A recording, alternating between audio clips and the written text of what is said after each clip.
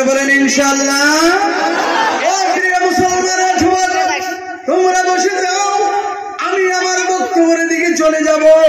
অল্প শুধু নিয়ামত সম্পর্কে আপনাদেরকে স্মরণ করায় দেই। প্রিয় মুসলমান, আল্লাহ রাব্বুল আলামিন ওই যে লিয়ারের কথা বললেন, পানি গভীরে নিয়ে যাবেন, ইয়ার অর্থ হলো কল মিস্ত্রি যখন আপনি কল দাবানোর জন্য, বোরিং করার জন্য যখন মিস্ত্রি বাসায় আনেন, দেখবেন 20 ফুট 30 ফুট 40 ফুট দাবানোর পর পাইপটা তলের দিকে যাওয়ার পর মিস্ত্রি সাহেব বলিয়া ফেলে, মালিককে বলে এখন এই জায়গার মধ্যে সুন্দর লেয়ারটা মিলিয়া গেছে, এই জায়গার থেকে সুন্দর পানির বাহির হবে, পানি বাহির হবে, এই জায়গার মধ্যে রাখিয়া দেই।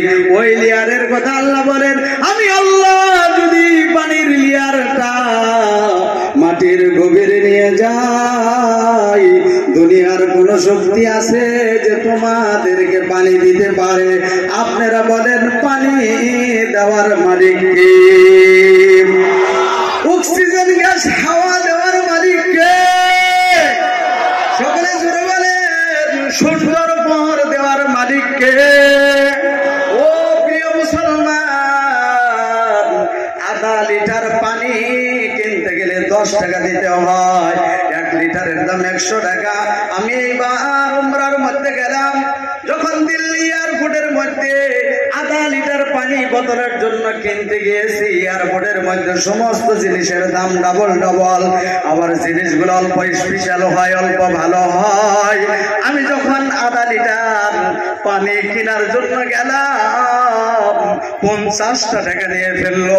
তখন আমার মনে পড়ে গেল আল্লাহর কথা, হায় হায়, জন্ম থেকে নিয়ে মৃত্যুর আগ পর্যন্ত আমার দয়ার আল্লাহ, আমার দয়ার মাওলা আমাকে আপনাকে পানি দিতেছেন, আমরা পানি খাইতেছি, কোনদিন আমার দয়ার আল্লাহ দয়ার মাওলা কোনদিন 1টা টাকা করেও আমাদের কাছে চান নাই। জোরে কোন চাইছে? সেই দয়ার আল্লাহকে কিভাবে আমরা ভুলে গেলাম?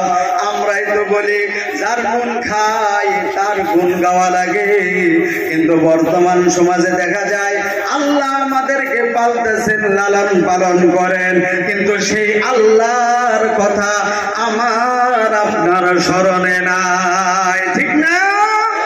ও প্রিয় মুসলমান, আল্লাহ রাব্বুল আলামিন মিলিয়ন মিলিয়ন বিলিয়ন বিলিয়ন নিয়ামত আল্লাহ দিয়েছেন, নিয়ামতের দাম চান নাই। শুধু কুরআনুল কারীমের ভিতরে বলেছেন যে বান্দা আমার নিয়ামত পায়া, আমার নিয়ামত খায়া আমার শুকরিয়া যদি আদায় করো, আমি আল্লাহ তোমাদের জীবনের নিয়ামত গুলা 2 গুণে আমি আল্লাহ বাড়াইয়া দিব। জোরে জোরে বলুন সুবহানাল্লাহ। সেই আল্লাহ পাকের শেখানো ভাষায় জোরে জোরে একবার বলে আলহামদুলিল্লাহ। সকলে জোরে বলেন আলহামদুলিল্লাহ। দয়ার নবীজির প্রতি দরুদ ওয়া সালাম আরেকবার বলি সাল্লাল্লাহু আলাইহি ওয়াসাল্লাম। সকলে জোরে বলেন সাল্লাল্লাহু আলাইহি ওয়াসাল্লাম। প্রিয় মুসলমান, আসুন এই যে নবীর প্রতি দরুদ কেনই বা আমরা পড়ব না? যে দয়ার নবী, মায়ার নবী, উম্মতের কান্ডার নবী মুহাম্মদুর রাসূলুল্লাহ সাল্লাল্লাহু আলাইহি ওয়াসাল্লাম, তিনার জীবনী আপনারা স্টাডি করবেন। তিনি দুনিয়ার জমিনে আসার পরের থেকে নিয়ে মৃত্যুর আগ পর্যন্ত, এই দুনিয়ার জমিন থেকে বিদায় নেওয়ার আগ পর্যন্ত 63 বছর এই দুনিয়ার জমিনে ছিলেন। 1 সেকেন্ডের জন্য, 1 মুহূর্তের জন্য আমাকে আপনাকে আমার আপনার কথা ভুলিয়া তিনি যাইতেন না। জোরে জোরে কোন সুবহানাল্লাহ। সেই দয়ার নবীদের কথা আজ আমাদের স্মরণে নাই, সেই দয়ার নবীজির আদর্শ আজ আমাদের কাছে ভালো লাগে না, ভালো লাগে না।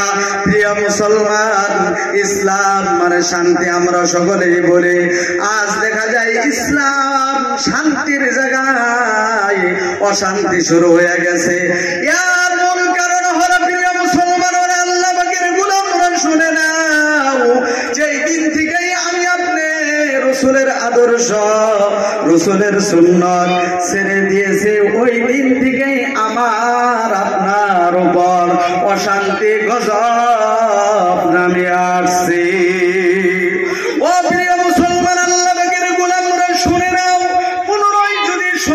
গ্রামে অঞ্চলের মধ্যে যদি শান্তি আনতে চাই, রহমত যদি আনতে চাই, প্রিয় মুসলমানরা ওরে আল্লাহ পাকের গোলামরা, তাহলে পুনরায় রসুলের সুন্নাত, রসুলের আদর্শ সমাজের মধ্যে বাস্তবায়ন করতে হবে।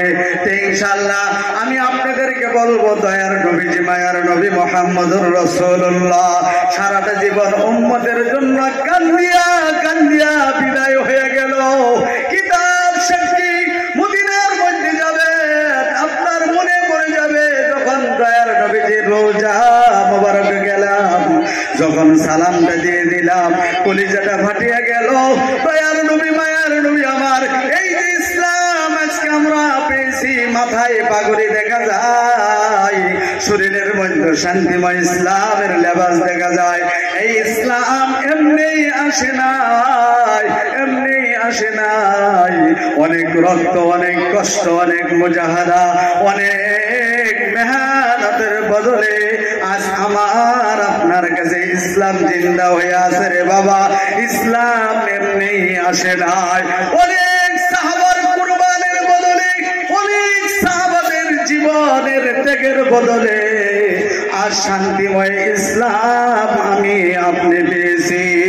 নবীজি পেটে পাথর বেঁধেছেন, মা আয়েশা সিদ্দিকা রাদিয়াল্লাহু তাআলা আনহা বলেন, ও প্রিয় মুসলমান, আল্লাহ পাকের গোলামরা শুনে নাও, শুনে নাও। দয়ার নবী মায়ার নবী আমার মা আয়েশা সিদ্দিকা রাদিয়াল্লাহু তাআলা আনহার কাছে বললেন, গোসলের পানি দাও, গোসলের পানি দেওয়া হলো। লম্বা ঘটনা সংক্ষিপ্ত করিয়া দিলাম। প্রিয় মুসলমান, আল্লাহ পাকের গোলামরা দিলের কান লাগাইয়া দিলটা নরম করিয়া শোনো রে বাপজানেরা আমার। দয়ার নবী আমার মায়ার নবী আমার গোসল করার জন্য যখন শরীরের জামাটা খুললেন, পরে প্রিয় মুসলমান জামা খোলার পর দেখলেন শরীরের মধ্যে কালো কালো দাগ দেখা যায়। মা আয়েশা নবীজির চেহারার দিকে পূর্ণিমা চাঁদের মতন চেহারা, আমার নবীজির চাইতে চেহারা ওই যে পূর্ণিমার চাঁদ আপনারা দেখেন, ওই পূর্ণিমা চাঁদের চাইতেও বেশি চেহারা আমার নবীজির ছিল। জোরে গান সুবহানাল্লাহ। সেই পূর্ণিমা চাঁদের চেহারার মধ্যে মাঝে মাঝে কালো দাগ দেখা যায়। মা আয়েশা ডাক দিয়ে বলেন, ইয়া রাসূলুল্লাহ, ইয়া হাবিবাল্লাহ, হুজুর আপনার শরীরের মধ্যে মাঝে মাঝে কেন কালো কালো দাগ দেখা যায়? দয়ার নবী আমার ডাক দিয়ে বললেন, ও আয়েশা রে, ও আয়েশা, তুমি আমার পুরনো দুঃখের কথা মনে করিয়া দিলা। এই ইসলামের জন্য তাইফের জমিনের মধ্যে গিয়েছিলাম। ওই তাইফের লোকেরা ছোট ছোট ছেলে মেয়েদেরকে লাগাই দিয়েছিল, আর তারা কাটা পাথরের দ্বারা আমার শরীরে আঘাত করেছিল। সেই আঘাতের চিহ্ন এগুলা। জোরে গান সুবহানাল্লাহ। ও প্রিয় মুসলমান, আল্লাহ পাকের গোলামরা তখন আয়েশা বলেন, আপনি যদি আল্লাহর কাছে দোয়া করেন, দোয়া করার সাথে সাথে তো শরীরের কালো কালো দাগগুলা মুছিয়া যায়। তখন আয়েশাকে বলেন, ও আয়েশা, না না, আমি কোনোদিন দোয়া করব না। কিয়ামতের কঠিন ময়দানে একটা একটা জখম দাগের দাগ দেখাইয়া আমার লক্ষ লক্ষ কোটি কোটি গুনাহগার উম্মতকে জান্নাতে নিয়ে যাব। জোরে গান সুবহানাল্লাহ।